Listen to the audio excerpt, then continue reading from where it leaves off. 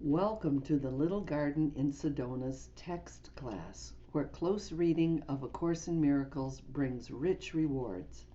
Also, check out our live interactive workbook Okay, so classes we on are Zoom in chapter and 11 our of A Course in 30-day Miracles, retreats at the Little Garden. section 5, the dynamics of the ego.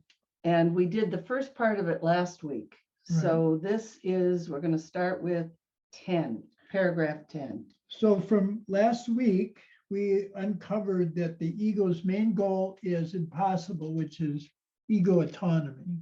Yeah. And we learned that our real autonomy, in other words, our real identity, is dependence on God. Yeah. And the word autonomy says to me also that I have all power within myself. Right. So the ego is trying to get us to think that Right. you're all by yourself. You're the one who controls your world. And of course, that's fearful. Right. But the real autonomy is God. God has nobody that can tell him what to do. And we are part of God. So in this section, the description of that autonomy was that the ego wants to be independent of anything. It doesn't want to rely on anything at all. And that's its idea of autonomy. Yeah. But all that does is produce fear. And what we're going to read this section here is hard to think of fear as happiness. And that's where we begin to turn around here. Okay. So ego autonomy, which is impossible.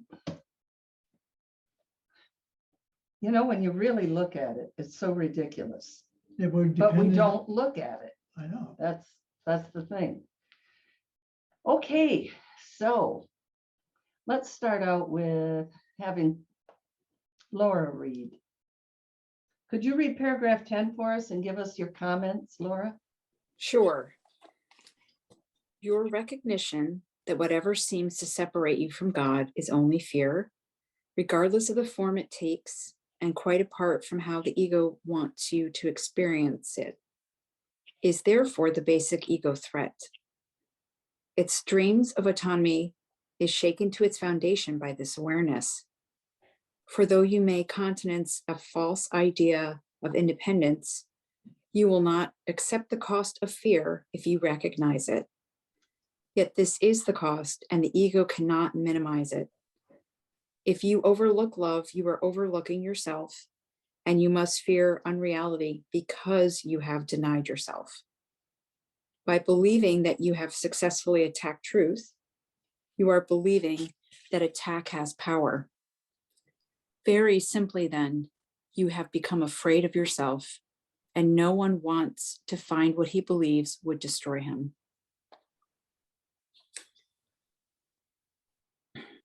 Yeah, I think it's the first sentence is really important. The recognition that whatever seems to separate us is only fear. When we say, or when we think that fear is trying to keep us safe in the world of form. And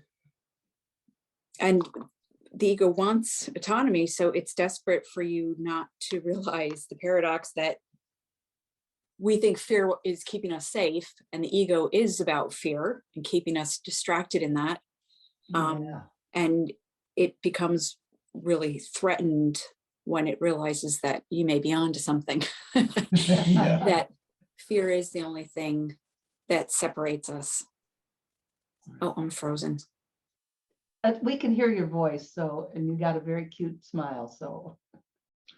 So sentence 3 is the turnaround. If we recognize the cost of identifying with the ego, which is fear, and we refuse to pay that cost, that's where the turnaround comes in. This is the cost of your supposed autonomy as an ego, is fear. And if you refuse to pay it, that's the turnaround. Then the Holy Spirit can act. Yeah. So he said you'll countenance whatever false ideas of independence, like I alone can do it. You'll tolerate that, but you will not tolerate the cost of fear. And that's why we have to look at it. So I'm sure if we tried, each one of us, to find an example in our life of how we tend to do that, You know, I could say, oh, the threat of disease. There's a fear. Keep myself in fear so that I'll protect myself. What am I protecting? I'm protecting my body and my belief that I know what's going on. And it's like Laura said about distraction. It's a whole distraction from where the power really is. Remember in the previous page, this is so important. Middle of the previous page, all power is of God. What is not of him has no power to do anything. So when I'm thinking my fear is keeping me safe, I'm ipso facto, by that very fact, I am saying that the fear can save me and that the ego knows more than the true power. So we'll tolerate or live from the ego autonomy as long as it's working. Yeah, But when it stops working and we realize it's just fear, yeah, that's when we'll turn around. So like you said, you'll tolerate this false independence mhm, and not see that it's really fear. yeah, yeah. Any other thoughts? Anyone else? There's a lot in that paragraph. So Yeah. that last part is then it leads to this belief that attack has power. And Okay. that's what gets us stuck. Right. Sorry, I froze up there a little, so I don't know if you guys already mentioned it, but I was also going to mention sentence 7, that you've become afraid of yourself. And that I could definitely, that resonates with me because I definitely think, I stuffed a lot of stuff down, emotions, beliefs, fears, whatever. And it's, stuff is coming up and it's like, no, I don't want to see it. And then it gets projected out in Yeah. form. Mhm. So that resonates. Is something that I experience is like, I'm afraid, what's down there? It's scary. Yeah. Laura, that is the recognition. Once you recognize it, you're 2/3 of the way home, right? Thank That's- God. Yeah, yeah. It's just our desire not to see what the ego is doing to us, Yeah. or believing that the ego has some safety for us, so we just don't look. Yeah. Does it also in the section fear of redemption, does it also, I'm not sure if it's that section, but it's something like if we're afraid to look, because if we get down to the truth of who we are, we'll realize that we have an irresistible desire to return home to God. That's And right. that's it, game over for the ego, right? Exactly. And that's what we're really trying to avoid. Yeah, yeah. That's what the ego's counsel. Yeah, to avoid that. Yeah. In that lesson, it can be by myself I crucify, having believed we actually attack God and who we are, attack creation, then we will want to deny our freedom and our strength because we believe we've misused it. And that's why we have to see these attacks as nothing. All powers of God. What's not of him has no power to do anything. That is our attacking of other people, our attacking of ourselves. It has no power to do anything. And that's why forgiveness is justified. Nothing real happened. Nothing, yeah. We're in a part of the course that's really getting us to look at the deep metaphysics of our humanity. And more importantly, practically speaking, our split mind. Yeah, How we're divided yeah, between what we value, valuing fear instead of valuing love, right. valuing guilt instead of innocence. That's what he's uncovering. And that's what's hard to see, Yeah. is that I'm valuing fear. That's why it seems to be real. I'm valuing guilt. It seems like if I pay attention to my fears, then I'll be safe, doesn't it? Yeah. Yeah, we can act prudently, we're not going to step out in front of a car that's barreling down the road. But we don't have to be afraid either. So, yeah. I'm just thinking of all the cars I jumped out in front of to save children. Yeah.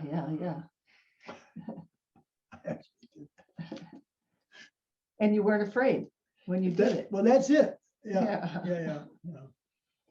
Kathy, would you read the next paragraph and give us your thoughts on it, please? Sure. If the ego's goal of autonomy could be accomplished, God's purpose could be defeated, and this is impossible. Only by learning what fear is can you finally learn to distinguish the possible from the impossible and the false from the true. That's kind of different. It's tricky because fear has such an impact, you know? I mean, a lot of times compared to something that's not quite as dramatic, it doesn't snag your attention quite as much from the truth. According to the ego's teaching, its goal can be accomplished and God's purpose cannot. According to the Holy Spirit's teaching, only God's purpose can be accomplished, and it is accomplished already. It's very good news.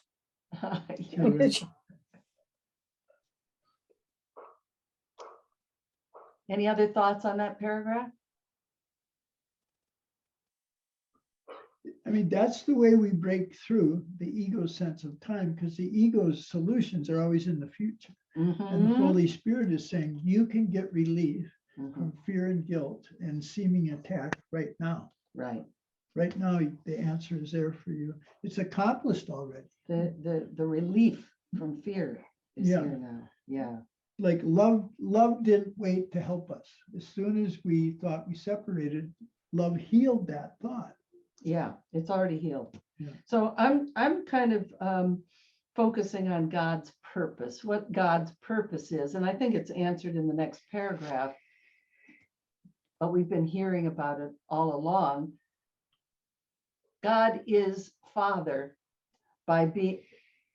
he's a father because of us, you know. He's a creator because of creation. That's a way of saying it. Right. So that is God's purpose. And the ego says, stay away, God. I can handle it. Remember Rusty's famous saying? Yeah, he would. Yeah, we had a friend in Tucson who would say, Some situation would come up. yeah, and he'd say, oh, this is a big one. I'll handle this one, God. And that's what the ego does. But we can see ourselves doing that. It's like, Sure. oh my God, I gotta pay the rent. I gotta go get food. I better figure out My the way, fears are real and I'm in danger. and I can figure out how to fix them. Yeah, yeah. And then there's no experience of peace and love. Yeah. That's what it means to deny God. Oh, Connie, are you feeling well enough to do 12 now? Sure, I'll try it. Okay. God is as dependent on you as you are on him, because his autonomy encompasses yours and is therefore incomplete without it. You can only establish your autonomy by identifying with him and fulfilling your function as it exists in truth. The ego believes that to accomplish its goal is happiness. But it is given you to know that God's function is yours and happiness cannot be found apart from your joint will. Recognize. Can we stop here? Sure. Yeah. Let's have a little conversation about what we've read so far, because there's so much in this paragraph. Is there anything you'd like to point out? Who hasn't you Yet. pointed out? Okay, so what I really noticed was that the ego believes that to accomplish its goal is happiness. Of course, when I get that thing or when that person conforms to my desires, I'll be happy. But it is given you to know, already we've received the information that God's function of creation is yours, and happiness cannot be found apart from your joint will. And that is extending love. But it's also here, happiness is healing and forgiveness Yeah, on this level too. that's the movement. Yeah. Yep, Where did he say that was? that's okay. Yeah.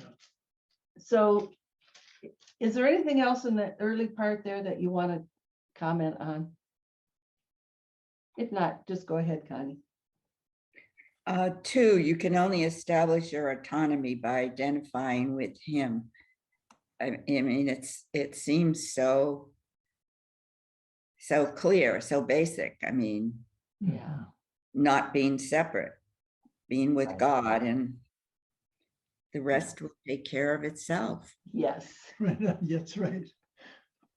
And God is incomplete without me. Isn't Right, that amazing? right. Yeah. That's pretty huge compared to, let me listen to fear and maybe get this little thing to happen. Yeah. I'm completing God. In the first, Recognize, oh, sorry, Eric. sorry, in the first sentence, I noticed autonomy's got a capital A, Yeah. because there is only one autonomy, which because there is only God. Right. Anything else is just like an illusion of autonomy, isn't it? Yeah. It's not really, you can't really be apart from God. So Right. yeah. Right on.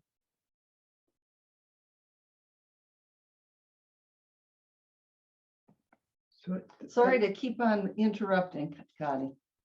Oh, no problem.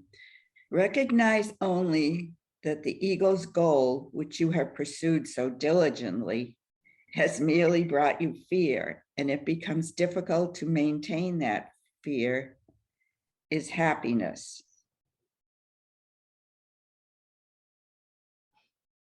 That isn't making sense to me. I don't know if it's my brain. And it becomes difficult to maintain, to keep believing that fear is happiness. Right. Get it. Right. Upheld by fear, this is what the ego would have you believe. Yet God's Son is not insane and cannot believe it. Let him but recognize it, and he will not accept it. For only the insane would choose fear in place of love, and only the insane could believe that love can be gained by an attack. But the sane realized that only attack could produce fear, from which the love of God completely protects them.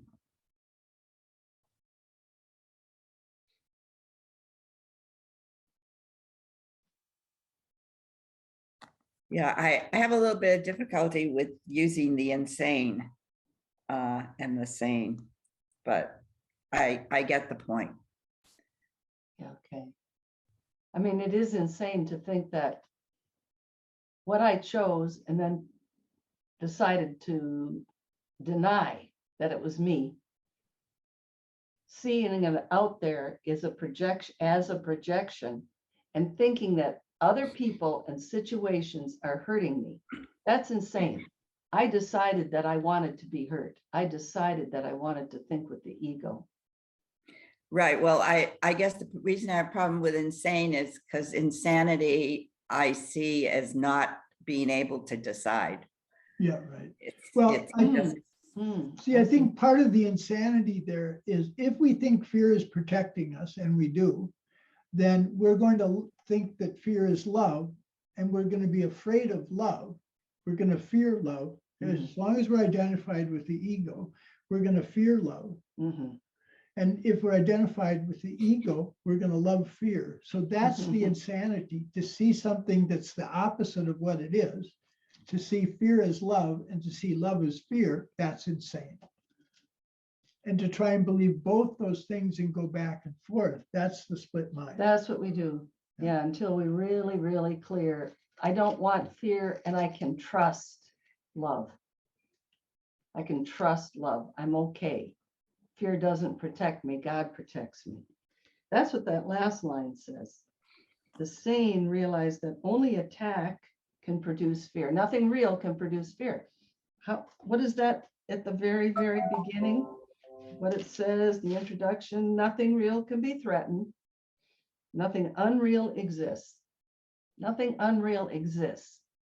And everything that fear counsels is unreal.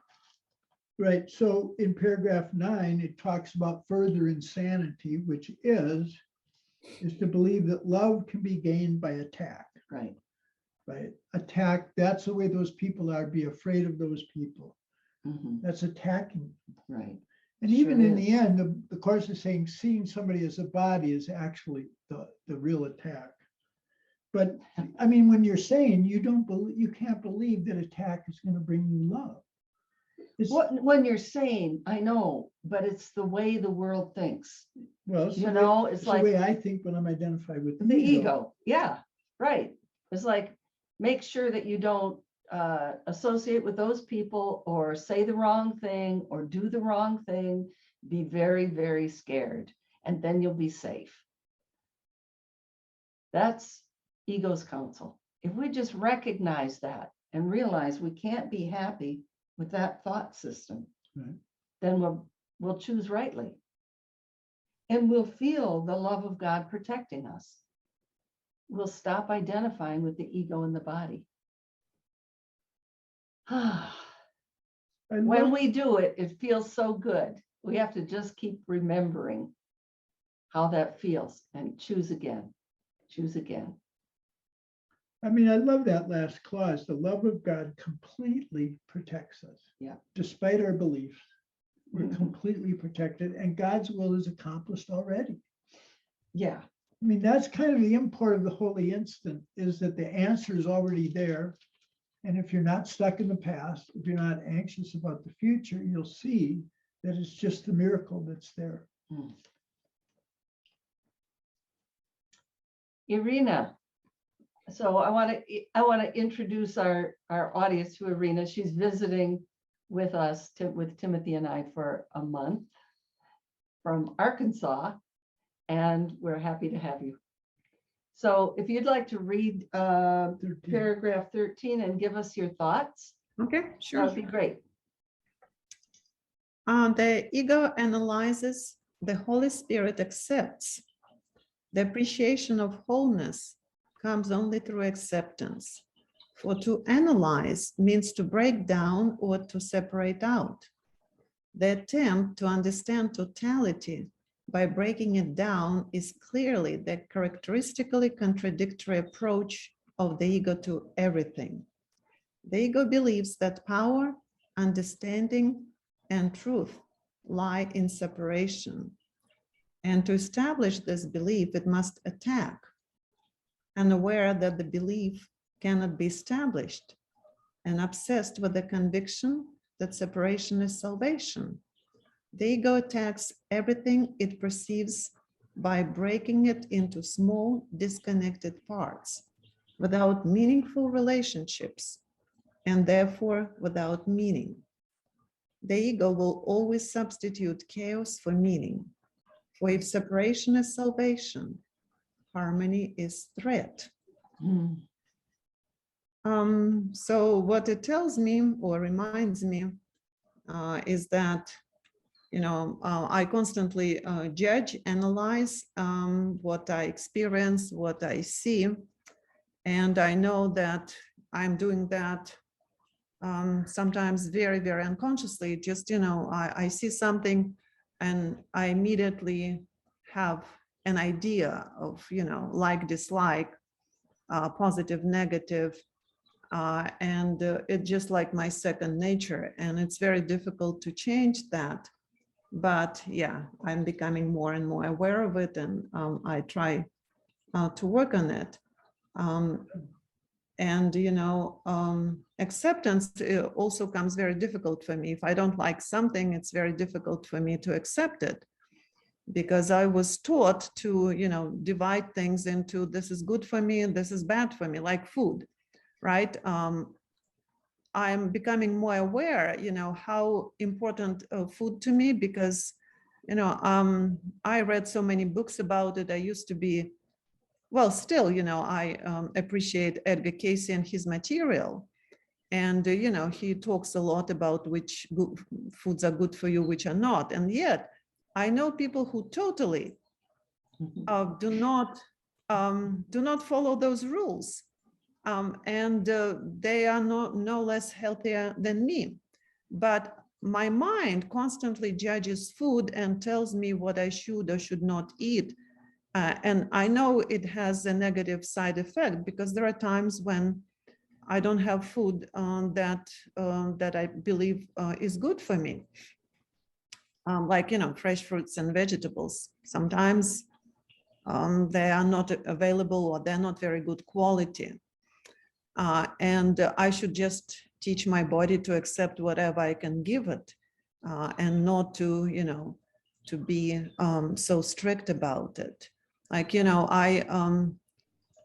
I'm not strict now about not eating meat. about eating meat. I'm just, not used to it. And so it doesn't taste good. But I used to be very strict, like, oh, meat is, it's bad, it's killing animals, it's no, no, no. Yet I eat fish, and, killing fish is better than killing a cow. And, then, or they put so much drugs into your hormones, into the meat. Well, fish as well, and vegetables and fruits are not perfect either. But in my mind, I'm making those distinctions, Right. and I'm more willing to accept some poisons into my body and not other poisons. So the ego analyzes. Exactly. The Yes. the ego has the story of good and bad. It separates good and bad, good and evil. Back in that myth of Adam and Eve, the tree was the knowledge of good and evil, or the belief in good and evil. Judgment. So judgment, the ego analyzes, the Holy Spirit accepts. And the appreciation of wholeness comes only through acceptance. Because every time we analyze, we're breaking things apart. That's the fragmentation, and that is the separation. It's so simple and basic that we can hardly believe that. Anybody else have thoughts about that paragraph? There's a lot in it. The difference between the analyzing and the acceptance is, again, is right now. The Holy Spirit's answer is right now. But when the ego's analyzing, its judgment is always in the past. It's looking back to see, well, what did that mean in the past? And that's why its analysis will never be accurate, because it's looking to the past for an answer. And we really want something new. We want to have an experience of our awareness of God's presence. That's fresh. I loved what Irina said about second nature. Analyzing is second nature to us. It's second nature. Our first nature is what we were given by God. Just flow with it. It's not real. This is a dream. You're okay. Your only job is to extend love in the form of forgiveness, happiness, peace. That's our first nature. Anything else on 13? Yeah, the attempt to understand totality by breaking it down. It's like we're trying to reverse engineer something. There's something that's whole, and we've got to break it apart so that we can understand it and reverse engineer it. It's like, there's no need, it's right, it's perfect. But we're determined we need to find out what's going on. Yeah. When there's no need, is there? It's just like being peace. Well, you sorted. You don't need to do anything. Yeah. Oh, no, we need to find out exactly what's going on and work it all out. Yeah. Absolute madness. It is. When I was reading this before, the thought that I had was how we'll break things apart in the sense of, this person did this one thing. Then I analyze it. What does that mean? And then I try to make it total by saying, that's the kind of person they are.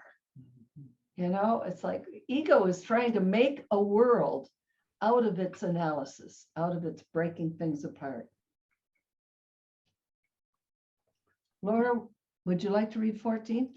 Just incidentally, right from the beginning of the workbook, it's training us in what thoughts are meaningful and what's meaningless, right from the very beginning. Right. Those first 50, actually the review of the first 50 lessons to me are like as foundational and as powerful in like, what, shaking up the world's thinking, the ego's thinking, those review lessons 51 through 60. And for me, this chapter has been like that. The idea that there's the only power is of God, and there's no power in anything that's not of God.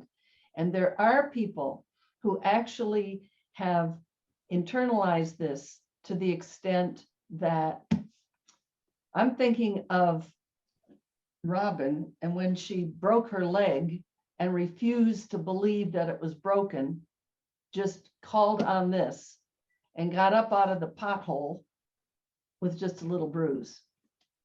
Now, she knew she broke her leg, but she didn't accept that. Now, that is accepting that all power is of God, and what is not of him has no power to do anything. Fearful stuff has no power if we don't give it power. Right. So, you know, having people like that in our awareness really helps us to make the step. Oh, I can think that way as well. These are the instructions. We see people who've done. Jesus did it left and right, you know, when he was here. No, that's really huge to be able to do that with sickness. And the context here with the ego is also our relationships with others, because the ego can't exist except by comparison. Yeah. And so when it's talking about this analysis, it's talking about our relationships with other people and what they're supposedly meaning, Right. right? Yep. And believing that we're attacked by somebody else, we believe that we have to attack back. Yeah. And that's the analysis, right? Yeah. But it's hard to think that attack will bring me love when that's what When you the really ego is saying I can get love through attack. I know. So look at this. Oh, you did that to me. That is an attack. And I think that that's going to change your behavior so that you'll be nice to me, and that will be loving. Yeah. It's just empty, right? But the way to uncover this inside is to see we believe fear and guilt will motivate us to change. Yeah, right. And that's why we listen to fear The and guilt. ego is so tricky. I need to be afraid of myself. I need to be ashamed of what I did, and then I can change. Yeah. I mean, that's our analysis. Yeah. Yeah, it's the stick. Yeah. Yeah. Okay, Laura, 14, please. Did Eric and Kathy, did you read yet? Yeah. You did read. Okay. Eric, did you? Sorry. No, Didn't I've you not read read that? yet. Oh, you Yeah. haven't? Oh, I'm sorry, Eric. No, Your no turn. problem. No, it's okay. I'll Thank- share the stage. 14, yeah. Yeah. The ego's interpretations of the laws of perception are, and would have to be, the exact opposite of the Holy Spirit's. The ego focuses on error and overlooks truth. The Holy Spirit overlooks error and focuses on truth. It makes real every mistake it perceives, and with characteristic circular reasoning, concludes that because of the mistake, consistent truth must be meaningless. The next step then is obvious. If consistent truth is meaningless, inconsistency must be true. Holding error clearly in mind and protecting what it has made real, the ego proceeds to the next step in its thought system. Error is real and truth is error.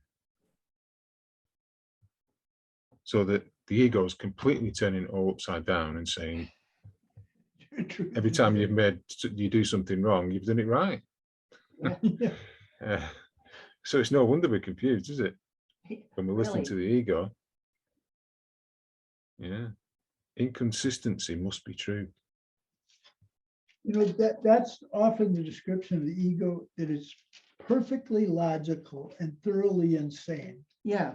Because if I start with the first premise that I'm an ego in a body, everything after that is going to be wrong. Right. Mm. Yeah, I mean, wrong. I mean, right. Well, it's an incorrect perception of what I am. Yeah, right. It's a perfectly logical conclusion, though, isn't it? If you're starting from the wrong premise. Exactly. Yeah. I mean, the ego itself is the attack on God. The ego itself is the problem. And then the solution is be a better ego. Yeah.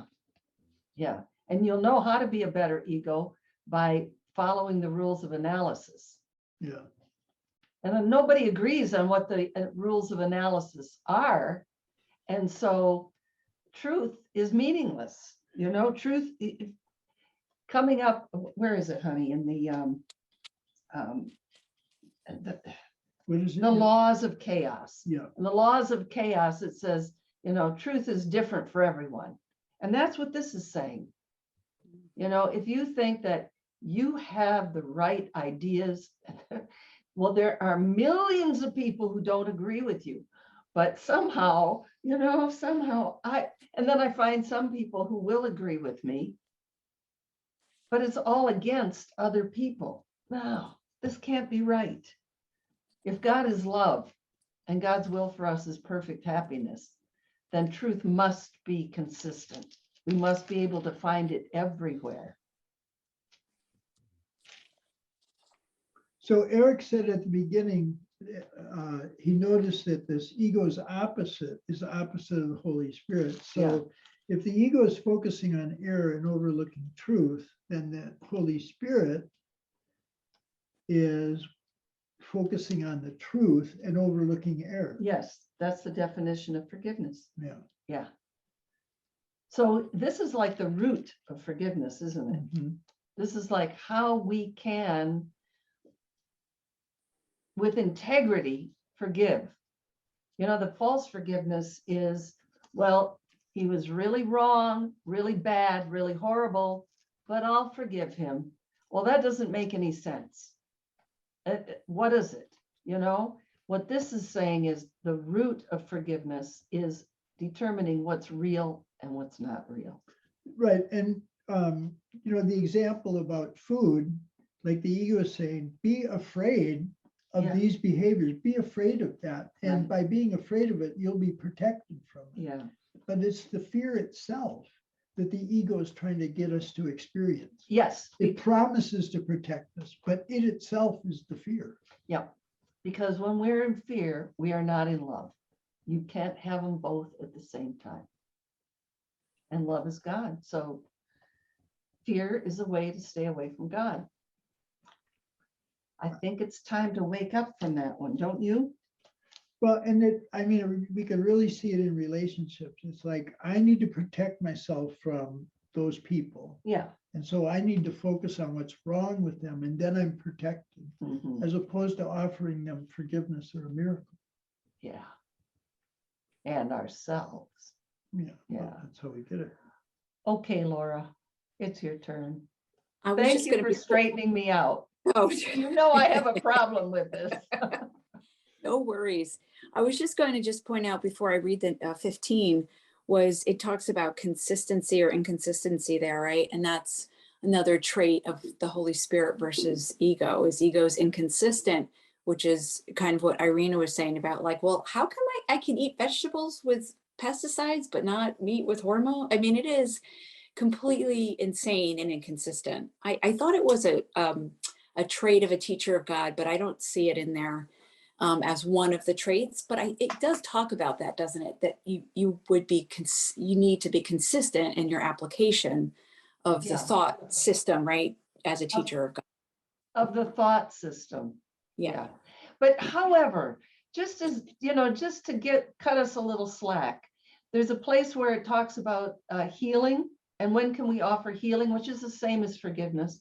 It says you only have to be there for an instant. Right. In other words, the consistency over time is something we grow into. You can't hold them both at the same time, but we want to have less and less time when we're at the effect of our ego thinking. And in the characteristics, the last one being faith is the measure by which we consistently offer. So it says, start with, like, Dale said that the last couple of weeks. So, like, I get these holy instances and I can build from those. Right. Like, I know forgiveness gives me peace. I know that attack doesn't give me peace. Right. I know fear is not happiness at that moment. And then it's just like building from those. That's so beautiful. Yep. Like, get a little bit of this in one moment and you can build from that because it's the truth. Right. Right. We can't hold them both at the same time. That's the consistency. It's just to recognize when I'm thinking with God, yes, I'm thinking with God. I have the power. I am not powerless. I'm not a victim, to just like really go there 100%. Right. And when we're in the ego, I found that it's really helpful to ramp up that awareness as well. I'm angry. I am so angry. This feels so terrible. Rather than I'm angry, but I'm going to stuff it. Right? It's like, just be there, and then you'll see the contrast.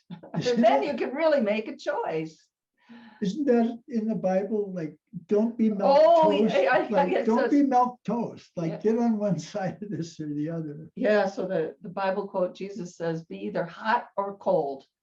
But if you're lukewarm, I'll vomit you out of my mouth. Oh, God. Okay, in other words, yeah, that's what it says. All right.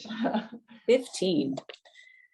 The ego makes no attempt to understand this, and it is clearly not understandable. But the ego does make every attempt to demonstrate it, and this is done consistently. Constantly. Constantly, thank you. So it's just, so the ego makes no attempt to understand this being that it's backwards in thinking error is real and truth is error. Yeah. Correct. Yeah. Okay. Analyzing to attack meaning, the ego succeeds in overlooking it and is left with a series of fragmented perceptions, which it unifies on behalf of itself. This then becomes the universe it perceives. And it is this universe which, in turn, becomes its demonstration of its own reality. So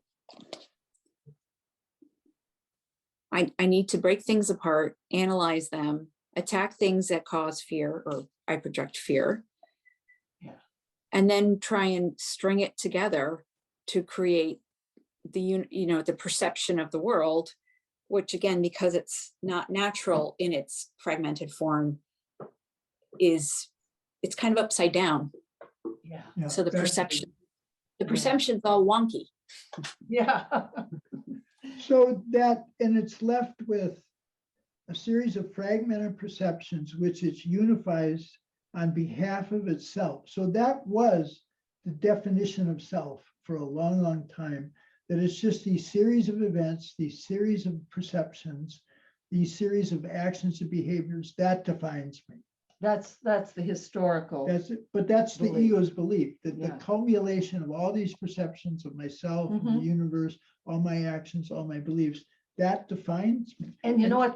But what he's saying is that is just a bunch of fragmented, disconnected perceptions. Right. How could that define you? Yeah. And it also, as I'm thinking about it, how you're showing, these are my possessions, these are my accomplishments, these are my failures, these are my relationships. What's the unifying thing? The body. Yeah. And he's telling us we are eternal spirit. We're not a body. So we can choose one or the other. What are you? Laura, I really liked how you took the whole thing and paraphrased it. That was It very helps helpful. me, it helps me to clarify that I understand. Yeah. Me too. Exactly. Yep. Yep. Anything else on 15?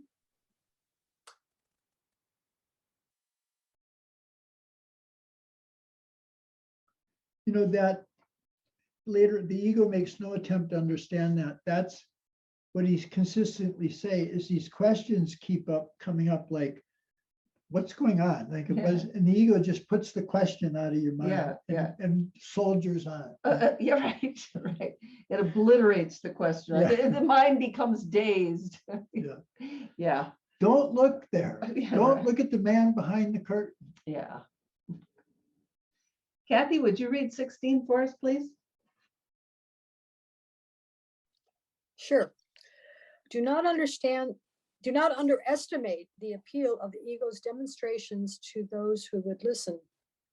It's so easy to find witnesses for the ego, man, if you're in that mode. Yeah.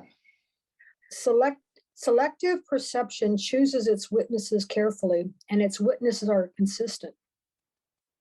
Read that again. Selective perception chooses its witnesses carefully, and its witnesses are consistent.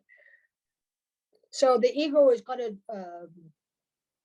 find things where it's consistent in its ego's interpretation, Yes. Yeah. right? Yeah. Okay. The case for insanity is strong to the insane. Just because you're crazy doesn't make you any less crazy. But just because you know you're crazy doesn't make you any less crazy, is what I was trying to say. Right. And you For think you're reason- sane because you're consistently insane. That's his. Yeah. For reasoning ends at its beginning, and no thought system transcends its source. Yet reasoning without meaning cannot demonstrate anything. And those who are convinced by it must be deluded. Can the ego teach truly when it overlooks truth? Can it perceive what it has denied? Its witnesses do attest to its denial, but hardly to what it has denied. The ego looks straight at the Father and does not see him, for it is denied his Son. Can it perceive what it has denied? Yeah, once it's decided that that's not the truth, it's like that's the consistent rule now, you know? Right. And anybody that crosses that rule is somebody is your enemy. Yeah, right. Yeah. So that first sentence is an injunction. It's telling us a thing to do, to practice. Do not underestimate Yeah. the appeal of the ego's demonstrations to those who would listen to it, meaning partly us when we're listening to fear and Mhm. thinking it's going to keep us safe. Yeah, and it's about that selective perception. It's sentence 2. Selective perception chooses its witnesses carefully, and its witnesses are consistent. So if I decide that a certain category of people or a certain kind of furniture or whatever it is, a certain category is not good, I will constantly see those people or those things as not good. I've decided it. I put the filter on. Yeah. And that's what I'll see. And then I can prove it. And I can prove it to you too. Right. I can tell you about how every time I'm in contact with that kind of person, Mhm. this is what happens. Why? Because that's the filter I've got. And that's what he covers in the Obstacles of Peace. He says fear sends out its tentacles into the world looking for fear, Right. to appease its savage hunger, because it thinks fear is keeping it safe. Right. Right. Right. So that's all, and getting. And whatever you're looking for, Go ahead. whatever you're looking for, you'll find. Exactly. Yep. That's a very good restatement of the course, isn't it? If we're looking for God, we'll find God. If we're looking for pain and sacrifice, we're going to find that. Mhm. You know, that's the old saying, is that from the ego standpoint, somebody can do 10 or 12 wonderful things. And then from the ego standpoint, we focus on what they did wrong. Yeah. Whereas God, we can do all kinds of messed up things, but he just focuses on what we do right. He only sees that. Right? Remember the third lesson from 6, be vigilant only for God and his kingdom. That's what we have to keep our eyes peeled for. Mhm. Right? Is these Yeah. appeals to our true self, to the miracles, to forgiveness. Right. Any other thoughts on that paragraph? Wow. Yeah, the last line. The ego looks straight at the Father and doesn't see him. Yeah. The Father's there, Yeah. but because of the selective perception, literally doesn't see him. Right. That's Just- right on. Yeah. Yeah. I like sentence 4 too. Oh, talking Go about the ahead, insane. go ahead, Kathy. Oh, sorry. The case for the insane is strong to the insane, for reasoning ends at the beginning, and no thought system transcends its source. People don't think to question it beyond that little scrape of the surface sometimes, Mhm. you know? Yeah. Yeah. I think. Did, Yeah, I was trying to make a comment. I think. Oh, I wanted to just say how the last sentence in 16 and the first one in 17, how they really are related. So whose turn is it? Hang on a second. Who Hang on a just, second.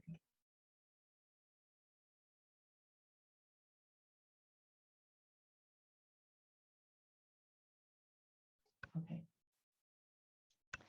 Irina, did you want to make a comment? You just unmute yourself and speak. No, I don't think so. Okay. Good. All righty. So whose turn is it now? Laura, did you read the last one? No, Eric, no. Just pick somebody. Just pick somebody. Kathy. Okay, it's Kathy's turn.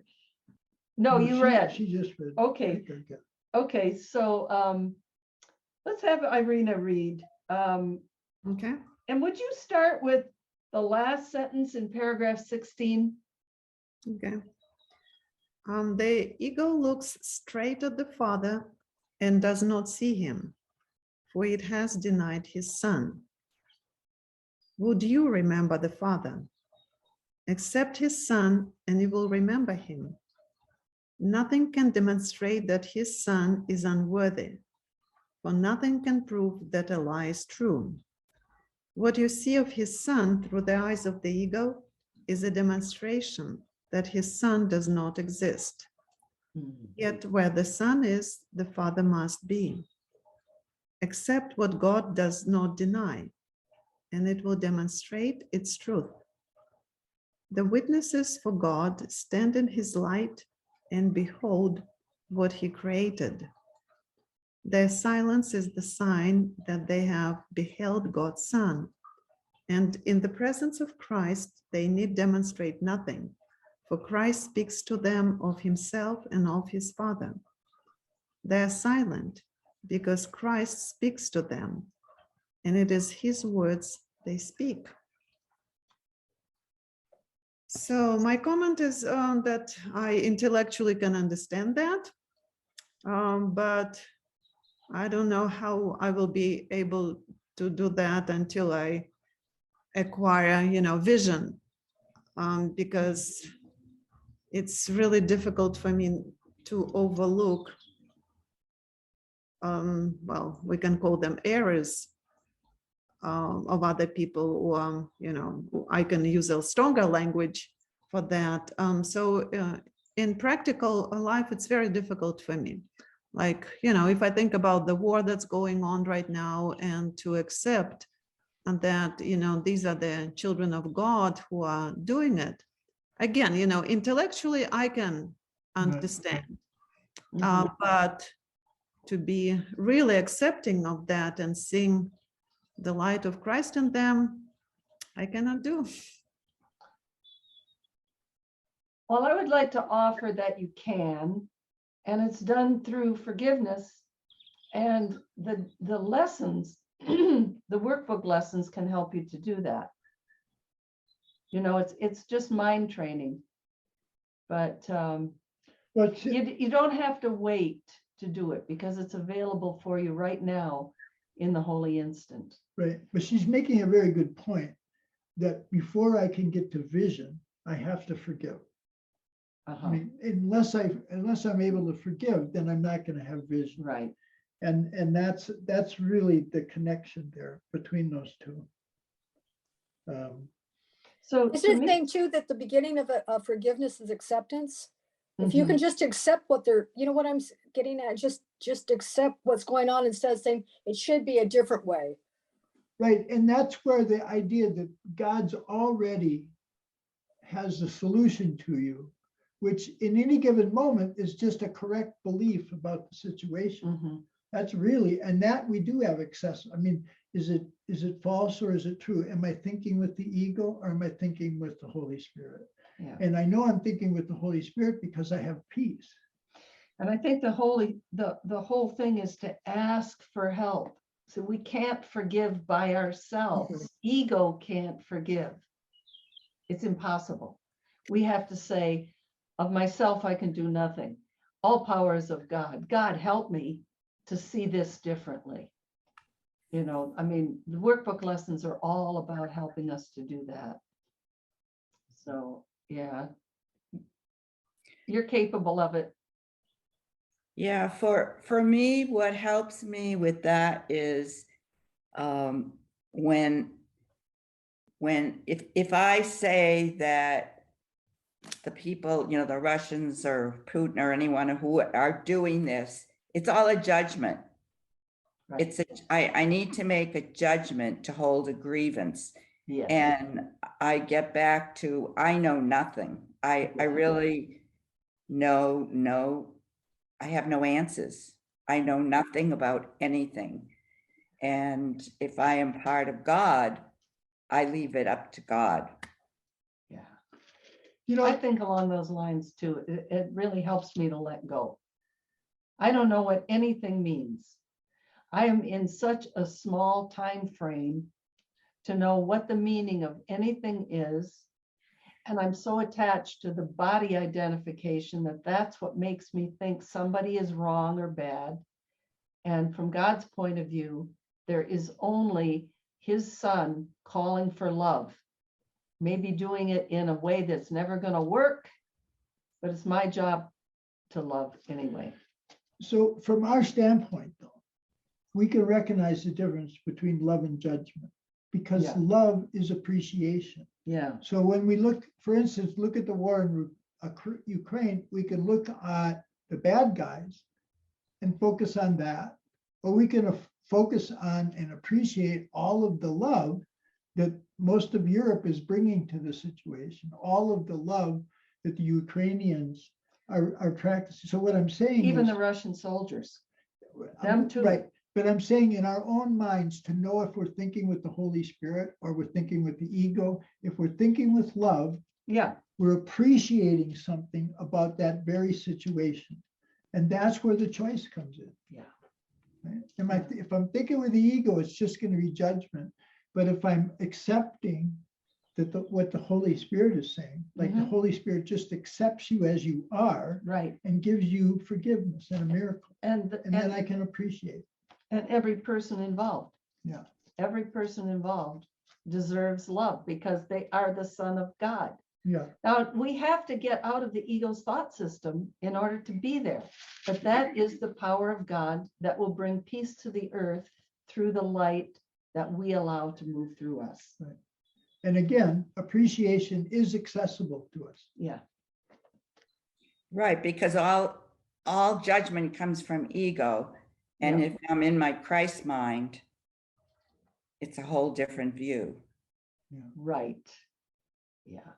And just ask for help. I think a lot of course students struggle with forgiveness because they don't realize that the ego cannot forgive, that we have to step out of the ego and say, help me, Holy Spirit, or help me, Jesus, or help me, guides, whatever. Right. The higher self, we have to reach for that. This next chapter, he's leading up to this partly in this next chapter, because it says, if you give fear to the Holy Spirit, right, he will interpret fear as a call for love. And that's how we can look at what we are calling bad people. Instead of saying they're full of fear or this is fear, we can just say they're calling for love. Yes. And we can answer that call. By loving them. Right. And that's how we can appreciate even the bad guys. There's no bad guys. They're calling for love. But I mean, we have to give the concept fear to the Holy Spirit. Yes. And he'll just say, that's not fear, that's calling for love. That's what makes fear disappear. The Holy Spirit will reinterpret fear as a call for love and then answer that call for love with your forgiveness or a miracle. So we're on the last paragraph, unless there's anything you want to say about anything so far. Okay. Connie, could you read the last paragraph for us? Sure. Every brother you meet becomes a witness for Christ or for the ego, depending on what you perceive in him.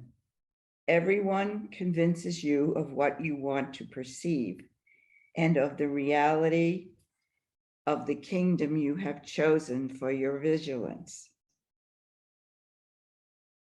Did I read that right? I'm seeing. Everything you perceive is a witness to the thought system you want to be true. Every brother has the power to release you if you choose to be free. You cannot accept false witness of him unless you have evoked false witnesses against him. If he speaks not of Christ to you, you spoke not of Christ to him. You hear but your own voice, and if Christ speaks through you, you will hear him. Those last two sentences, in fact, this whole paragraph reminds me, the course was written, now it's 50 years ago, right? At A least. long time ago now. Yeah, it's really a long time ago. And now, science and technology have shown that the brain controls all that ego. The brain always wants to have the same thing, wants to be right. It's really pretty amazing that the course was saying like it is. And that my ego mind is not, it's all of body. It's not of spirit mind, and it's not of Christ mind. And exactly. It's a choice of, and it's not easy a lot of times, but being aware that, I'm being taken on a ride by my ego. Right. Exactly. Yeah. So let's look at sentence 4 and realize what he's saying is this other person, which is really the Christ. Every brother has the power to They have the release power to release you if you choose to be free. So that's what's saying, what are you going to look for in that other person? Are you going to look for the fears, the attack, all of that? Or are you going to look for their call for love, which if you answer that call for love, right? then that brother has the power to release you instead of being an ally to fear, to attack, to everything that seems like love but is not. I mean, that's huge to say that in each person we meet, we can be released. I love that. The second to the last sentence. If he speaks not of Christ to you, you spoke not of Christ to him. Wow. Yeah, I was just going to say in response to what Tim said, I find it easier, rather than looking for the good in the other person, to look at how I'm making up all this stuff myself. And that I'm the source of it all. And then it's as if the other person doesn't appear the way he appeared or she appeared before, because I've just made it, all up. Yeah. That's right. We have the power to make darkness, right? We have the power to cover our eyes, and that's the ego. It's interesting that in that last sentence, it's equating your voice with the Holy Spirit. You hear but your own voice, and if Christ speaks to you, you will hear him.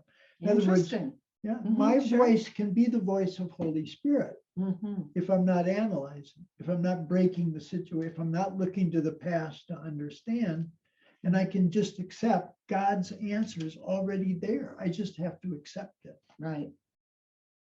So you talk about looking to the past. It's like looking to the past so that I think I know what the future will be, because fear is about the future. Right. Right. So it's like guilt of the past or fear that I experienced or pain. And now I project it into the future. We're going to just never get out of that loop. Well, think about any situation where you feel like you're in conflict with the world around you, or any other person. And I'm in conflict, I'm not in peace, but you're looking backwards to the situation, to the personalities, to the events, and you're trying to figure out what did it really mean? Yeah, right. When if you just come into the present and give it over to the Holy Spirit, then you'll understand what it means. It means nothing but love. Yeah. That's the meaning of everything. If God is everywhere in everything, God is in my mind. Everything I see is a reflection of God. That's the only meaning that we want to focus on. And all of this analysis to see what's scary and how I should go depending on what fears I'm willing to entertain today. Right.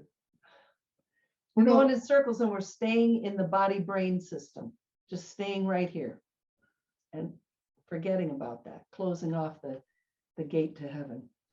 You know, I have to, in 17 again, Paragraph 17. yeah, where Irina was reflecting this idea that I need vision to have this presence of Christ, or to see that it's Christ speaking. That's what was in the lessons. Miracles are seen in the light, and the light and strength are one. There's this place within inside of us where our true self, our Christ self, is claiming us as our own. And that's the place we're trying to find in our minds. Yeah. The meeting place from this seeming self and the true self that we are. And we belong to that true self. Yeah. That's why we have, even, you know, it's like, it's not either just I'm the ego or I'm the Christ. The interim is I have to have some sense of myself to have the ability to offer miracles, to offer forgiveness. Mm-hmm. And when I do that, my true self is claiming me as its own. And you're in touch with that greater wisdom. Right. So that's why it's saying in that last one, you hear but your own voice. Mm-hmm. Right. Yeah. So I have that ability to forgive and to see it differently. So it's about choice. Once again. Any other thoughts you want to leave us with? Let's see what it says in the chat here. We have a chat. Okay. Oh. Yeah. I think that was before, just about my Wi-Fi, because it was freezing. Yeah. We usually don't even open up the chat, so we didn't know. Yeah. So I'm going to I figured- stop the recording. Okay.